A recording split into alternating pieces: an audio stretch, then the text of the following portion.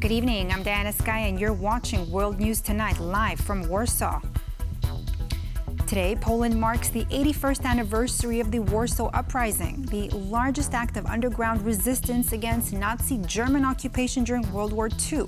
Now, later in the program, we'll look at how the solemn day is also revealing deep political divisions. But first, let's take a look at tonight's headlines. Russia escalates attacks on Ukraine.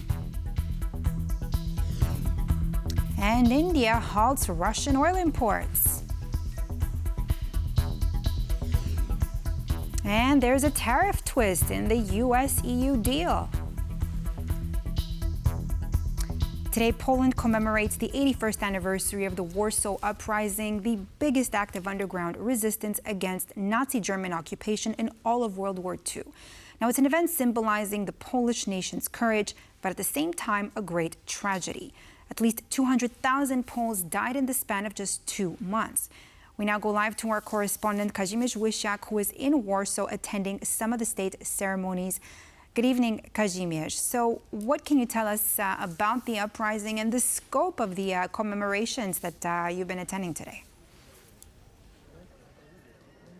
Good evening, Diana. 81 years ago, the Warsaw Uprising began. It was supposed to last only 3 days. Instead, severely under-equipped Poles fought for 63 days against a much better equipped German occupiers. And the goal of the uprising was to liberate Warsaw from the occupation before the advancing Soviet army came to the city. Instead, it ended in a disaster. More than 200,000 Polish men and women, civilians, got killed by the Germans, who committed various atrocities across the city. Many of them also children. In fact, I'm standing in front of a monument dedicated to some of the children who lost their lives in the uprising. And Poles today are honoring their memory. There are different kinds of ceremonies taking place throughout the city from the morning, but the most iconic commemoration is the 5 p.m. minute of silence, when the whole city stands still. Pedestrians and cars alike are stopping. Sirens are being heard across the city, and everyone is bowing their heads in respect to honor those who died. But some of the state ceremonies also include speeches from some of the last living witnesses and participants of the uprising. Let's listen to one of them. For the Poles who fought in the Warsaw Uprising, homeland, honor, independence, dignity, patriotism, the duty to sacrifice their lives for Poland, national duty, and faith in God and country were all core, everyday values. They held them dear in their hearts and minds. For the most part, these values were instilled by their families, school, the military, and scouting in the Second Polish Republic. Despite the suffering and dire circumstances, the city's heroic spirit could not be broken. The commemorations also included speeches from some of the top Polish officials, including the outgoing president of Poland, Andrzej Duda, the Warsaw mayor, Rafał Trzaskowski, but also the president-elect, conservative Karol Nawrocki, who in his speech blamed the anti-Polish attitudes before the war on the atrocities committed by the Nazi Germans during the uprising and after. Let's listen to what he had to say. The Polish fighters in the Warsaw Uprising, scouts, children and youth rose up against the German machine of evil. The evil of German National Socialism, which wasn't created after 1933 by Adolf Hitler, but was nurtured by Prussia in the 19th and later in the 20th century. This distinct anti-Polishness, both in intellectual terms and as a feature of the Prussian and later German state, paved the way for the crimes whose victims we commemorate today. Yes, this anti-Polishness was nurtured by intellectuals and politicians, and later by the German Third Reich, and culminated in such crimes as the Wola massacre. The issue of the Warsaw Uprising is also sometimes a controversial topic, as some historians claim that the decision itself to launch the uprising might have been a mistake because of the many lives lost during and after. TVP World spoke with the renowned historian who often covers Polish topics, Norman Davis, to ask him about his opinion about the uprising itself and its very dire consequences.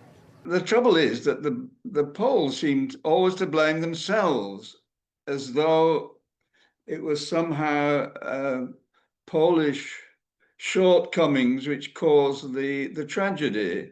That's not true at all. The tragedy was caused by failings of coordination in the Grand Coalition, of which the Poles were part.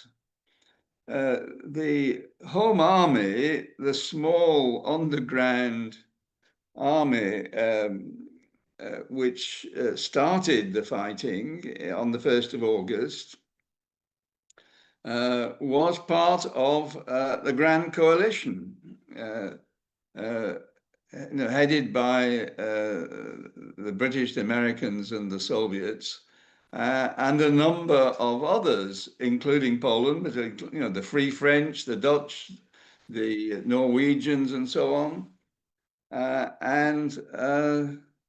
The rising was just supposed to be a short incident on the Warsaw sector of the Eastern Front. It was a very small part of military operations at the time. After the uprising, Adolf Hitler ordered to raze the city of Warsaw to the ground. And Poland and Germany have fought about the issue of war reparations after the war for decades. This continues to be a thorn in the side of the modern-day politics between Poland and Germany, between the governments of these two countries. So TVP World also spoke with the Deputy Foreign Minister of Poland to ask him about the state of modern-day relations between Poland and Germany in the context of the Second World War and the Warsaw Uprising. Let's listen. And no court will judge such a claim, because no court in the world would judge such a claim now, but for a form of compensation, because Germany says they are morally guilty. And they admit they are morally guilty for the total destruction of the city, not to mention the rest of the country. And since you say we are morally guilty, there should be some form of moral, but also then financial compensation. You atone for your sins somehow. Despite the politicizing, despite some of the controversies, there is one thing that unites Poles today, and this is the honoring of the sacrifice and bravery of Poles who fought and died in the Warsaw Uprising, as well as civilians who died during this tragic event. Back to you in the studio. Thank you so much, Kazimierz Wysiak, for breaking it all down for us. We will also be speaking later on in the show with our guest on exactly the Polish and German relations following the uprising. Thank you so much, Kazimierz Wysiak. Sources have told TVP World that the executive order signed by U.S. President Donald Trump Thursday night imposing a 15% tariff on most European exports into the United States starting August 8 does not cover the automotive industry, raising new concerns over the exact details of the trade deal agreed upon by the two transatlantic allies on Sunday. Our EU correspondent Angela Skujins has more on this story from Brussels. The executive order signed by US President Donald Trump on Thursday night was warmly welcomed by the European Union, in which the document stated that most EU goods exported into the US market would be slapped with a 15% tariff. Many saw this as the EU being spared, with countries such as Switzerland being imposed a 39% tariff, Canada a whopping 35% tariff, and Taiwan a 20% tariff. The tariff from those European Union goods also represents the first step forward in this next chapter of EU-US trade relations. The warm praise was heard the most loudly from the European Commissioner for Trade, Maroš Šefčovič, who was dubbed the EU-US crisis negotiator. The new US tariffs reflect the first results of the EU-US deal, especially the 15% all-inclusive tariff cap. This reinforced stability for European businesses as well as trust in the transatlantic economy. EU exporters now benefit from a more competitive position. The work continues. However, as experts pored over the details of this executive order on Friday, some have revealed cracks. Now, sources have told TVP World that this 15% tariff ceiling was meant to also cover cars. As cars have not been explicitly mentioned in this executive order, it is assumed that they will still be targeted with that 27.5% tariff. This is a mammoth loss to the automotive industry, which were relying on that stability as espoused by the European Commissioner for Trade, Maroš Šefčovič. This is also a mammoth loss to the Polish country in particular, as cars and the automotive industry comprised 8% of Poland's GDP in 2022, employing roughly 500,000 workers in that industry. We know that Poland is a big producer of car parts, which then get exported into Germany, with those cars then being taken across the Atlantic and sold on American markets. It's also important to point out that this is not the only divergence when it comes to the trade deal between the EU and the US, with certain issues centred on energy in particular, with US President Donald Trump expecting the EU to invest $750 billion into the energy market in the US over the next 4 years of his presidency. We're not totally sure how this will play out into concrete action, as we know that energy purchases are not a competency of the European Commission and the Union in particular. This will rely and rest in the hands of those businesses themselves. Angela Skujins from Brussels for TVP World. Ukraine is under relentless attack, but its spirit remains unbroken. Now, despite deadly Russian strikes killing dozens and wounding many more, Kyiv and its allies are holding firm. With fresh military aid arriving and sanctions tightening, the fight continues. But the prospect of peace remains distant. Mikkel van Bloemsteen reports. Another night, another Russian attack on Ukrainian civilians. This one is the deadliest in recent times, with at least 31 people killed and over 150 wounded. Russia, I think it's disgusting what they're doing. I think it's disgusting. But despite the condemnations, there is currently more evidence that Russia is escalating their attacks rather than preparing for a ceasefire. In July alone, Russia used over 5,100 glide bombs against Ukraine, more than 3,800 Shaheeds, and nearly 260 missiles of various types, 128 of them ballistic. This can only be stopped through joint efforts by America, Europe, and other global actors. Recent new sanctions on Russia show that Ukraine's allies are moving. When receiving his Ukrainian counterpart Andrzej Sybiha, Polish Foreign Minister Radosław Sikorski said that sanctions work toward a Russian withdrawal, but a ceasefire soon is unlikely to be in the cards. Putin will only end this war when he realizes he cannot reach his goals at a reasonable cost. His weak point is the economy that is already suffering. Military aid is also coming in, with the US resuming weapons shipments and Germany confirming it will supply 2 Patriot air defense systems and missiles to Ukraine. Not only is the number of Russian drones growing, they are also getting more advanced, with reports even coming in of drones being equipped with jet engines. Previously, they could fire 120, now they fire 300 to 400. They fly chaotically, unpredictably. They have changed their tactics. It has become harder to catch them, a little harder to destroy them. Meanwhile, the situation on the front is deteriorating. While the Russian offense is still a slow affair, the Russian army has made some serious advances over the last week in the Donetsk region. First, Russia claimed victory by taking the town of Chasiv Yar, while a report from the Institute for the Study of War pointed out that western parts of the town are still holding. The fall of the town after 1.5 years of intense fighting is now a matter of days. Further west, the city of Pokrovsk is being surrounded, and reports have come in that Russian sabotage teams have entered what is left of the city. But while the city is strategically important, one analyst says Ukraine is not suddenly losing the war. You're talking gains literally at the pace of a soldier's foot. So, basically, one step at a time. So it's very, very incremental at this point. So while it's certainly troubling, right? I mean, this is not a static battlefield anymore. It's dynamic. There is movement to it.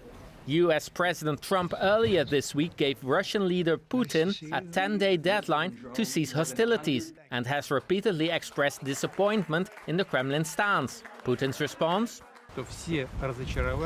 All disappointments arise from inflated expectations. For TVP World, I'm Michiel van Blommestein. And in breaking news, U.S. President Donald Trump on Friday said he has ordered 2 nuclear submarines to be positioned in regions near Russia in response to threats from former Russian President Dmitry Medvedev. Reports emerged this week that India is pausing its oil imports from Russia, raising several questions about Russian energy profits and what's important from the Central European perspective, the Kremlin's ability to wage war. Now, if India stops buying Russian crude, how will that change the course of events on the Russian front lines? Jan Kennedy has more for us in his report. Over the past 3 years, this state-owned Indian refinery, along with many others across the country, has been refining discounted crude oil imported from Russia. In the past week, however, they have reportedly halted purchases of the Russian commodity. The shift comes in response to US President Donald Trump's threats to penalize India for its continued dealings with Russia, on top of the 25% tariff. As a result, the price of the global benchmark Brent crude surpassed $70 per barrel on Friday morning, but dropped below that mark in the afternoon. And analysts don't expect much to change in this regard. We will not see any further increase or massive increase of price of oil in global pricing or even in Polish market, because the market is a system of connected subsystems, and the oil price will probably grow for a moment and not very rapidly. And later on, the market will balance itself. Meanwhile, OPEC Plus, which accounts for 75% of global oil production, announced early in July that it will increase output by over 500,000 barrels per day starting August. According to Reuters, Indian state refiners have begun turning to spot markets in the Middle East and Africa to source crude oil. And while the gap left by Russian crude may pose a challenge, India's oil minister says the diversification has been underway for some time. India has diversified the sources of supply, and we have gone, I think, from about 27 countries that we used to buy from to about 40 countries now. Data from Finland-based think tank KRIA shows that since the beginning of Russia's full-scale invasion of Ukraine, India has become the second biggest buyer of Russian crude, having purchased 130 billion euros worth of the commodity. But the country is number one when it comes to seaborne crude, crucial for the West's fight with the so-called shadow fleet. And without such a major market, Russia will soon face a significant challenge. It will be a problem for Russia to find a receiver of such a great amount of oil, and it will be a substantial problem for Russian producers. Only time will tell whether Trump's threats this time will truly dent Russia's energy revenues. For TVP World, Jan Kennedy. The EU's top court has ruled against Italy's use of Albania-based migrant detention centers, saying countries can't declare another nation safe for asylum seekers unless that safety applies to all individuals. A blow to Italy's 2023 deal with Albania. Our Europe correspondent Alex Cadier has this report. In their tens of thousands, they arrived on Europe's shores, not always legally and often unwelcome. An all-too-familiar sight for Europe's Mediterranean countries, hundreds of migrants crammed in flimsy rafts, often hoping to escape lives even more perilous than this deadly journey. The question then became, where can they go, where can they stay, and what to do with those whose asylum claims are rejected, all without breaking the law. The answer from far-right politicians like Italy's Giorgia Meloni: send them to another country while their claims are examined, and leave them there if rejected. Italy struck a deal with Albania to send asylum seekers to the country. The migrants are shipped there, and Italy covers the costs, a deal which human rights groups opposed from the beginning. There is an equal treatment with regard to those that are seeking asylum in Europe, in the EU, and in Italy as well. And of course, we are also concerned about the fact that they are deprived of their liberty as they will be detained, while this should be a measure of last resort when it's the case for migrants and refugees. Now, the European Union's top court says Italy can fast-track asylum rejections, but must meet strict legal standards. Articles do not preclude a member state from designating third countries as safe countries of origin by means of a legislative act, provided that such designation can be subject to judicial review regarding compliance with the substantive conditions of such designation. A ruling immediately and strongly condemned by the Italian Prime Minister. This incident should concern us all, including the political forces now celebrating the ruling, because it further curbs already curtailed capabilities of governments and parliaments to regulate and manage migration. The Supreme Court ruling weakens the policy of fighting against mass migration and protecting national borders. Other European countries looking at creating similar schemes to deal with the growing number of migrants on their shores may now think twice. Irrespective of this ruling, migration will continue to divide Europe. On the one hand, politicians wanting to reduce migration at all costs. On the other, opponents who accuse them of cruelty, breaching human rights and pulling up the drawbridge to desperate people simply asking for a better life. Alex Cadier, TVP World. Now, the Warsaw Uprising of 1944 stands as a defining chapter in Poland's history, a powerful symbol of resistance, sacrifice, and national identity. But as we reflect on its legacy, we're also confronted with pressing questions of historical justice and with echoes of that past reverberating in the present, most visibly in the war unfolding in Ukraine. Now, to explore both the enduring significance of the uprising and the current security landscape in our region, I'm joined by Rolf Nikau, former German ambassador to Poland. Sir, thank you so much for being with us here on TVP World with us this evening. Right, good evening from Berlin. Let's start with the broader picture. I mean, what were the long-term consequences of the uprising for Polish-German relations? And I mean, how would you describe the state of those relations present day?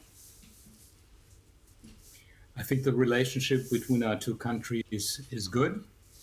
We have a very sound basis in the civil society cooperation, twinnings of cities, people working together on different things, youth exchange. So the relationship is fundamentally sound. Of course, we have to deal with the issues of the past. Of course, German occupation of Poland, destruction, a lot of suffering for people has been very important in this relationship from the beginning, and it is now. We feel, as Germans, we feel morally responsible for what happened during that time. And that is something that is important to our bilateral relationship. But the important thing today is, in my view, that we are facing together a huge challenge from the East. Russia is aggressing Ukraine, and Poland and Germany, together with the other Europeans and the Americans, have to stand together to address this challenge. This is ultra important. Right, sir, but you did say right now, and before I get to that, as you know, our countries do share a common enemy, but you mentioned something there. You mentioned that, you know, Germany has acknowledged moral responsibility. But my question then, you know, in your view, why is there still strong resistance to any form of financial compensation if we delve straight into it? Let's be realistic. The issue of reparations, including individual compensation, is legally closed. It has been legally closed for quite a while. That has not precluded Germany from addressing the issues in a number of humanitarian manners. We have, for example, after unification in 1991, we have had a first installment of payments of that nature, humanitarian gesture. Second one in the year 2000 with a compensation for forced workers. Again, Germany faced up to this responsibility. But this is a voluntary contribution. It's not based on a legal obligation. And that has to be kept in mind. To continue to try to extract reparations or individual compensations will not lead anywhere. Well, let me ask you this, just a little bit of a provocative question. I mean, correct me if I'm wrong, but Israel received around $1 billion from Germany in reparations after World War II. So why should Poland's case remain closed?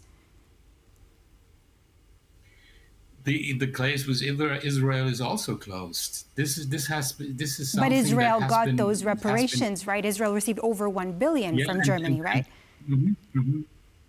Right, and Poland also got reparations, very very high numbers in 2000 for the slave workers at that time. Of course, Poland has borne the brunt of German occupation, and Germany is morally responsible for that, and we are standing up to that responsibility. For example, just recently, we opened up the provisional monument for the Polish victims of World War II.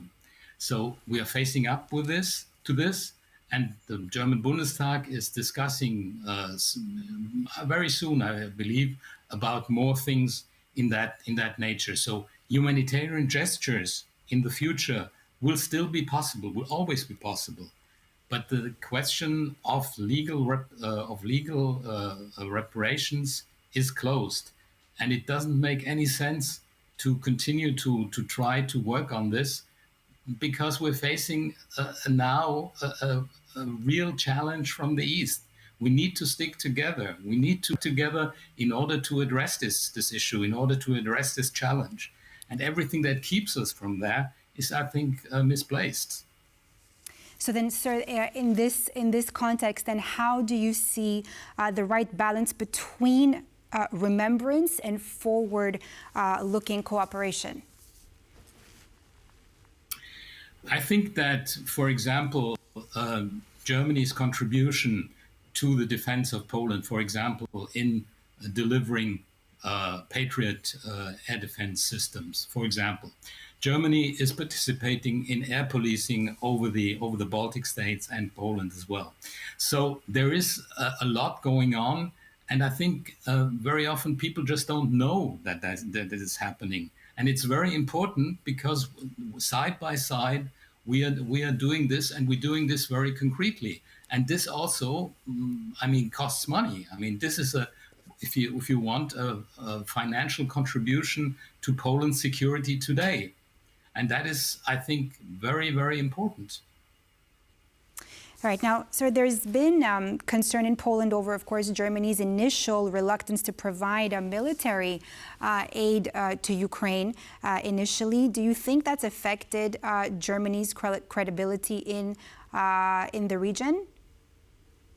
And is there anything in your view that's being done to repair that perception? I think in the beginning of the war, Germany did not do as much as it should have done. But now Germany is by far the biggest European contributor to the security of Ukraine. We are delivering everything from tanks to air defense systems, and really making a big contribution to the defense of Ukraine. And also economically and financially, Germany is contributing very much so. Yes, we have made mistakes in the past, and that may have cost credibility, yes, but we are now on a totally different path forward, especially with the new government, and I think that is the right way to do it. Ukraine is defending our common values, and Ukraine is defending our common interests. So we have to make sure that we support this country as much as we can. Thank you so much, Rolf Nickel, former German ambassador to Poland, for being with us here this evening. Thanks for all your input. Thank you very much. And that's all for this edition of World News Tonight here on TVP World. I'm Diana Skaya. Thanks for watching, but don't go away. Stay with us for more news, features, and exclusive commentary.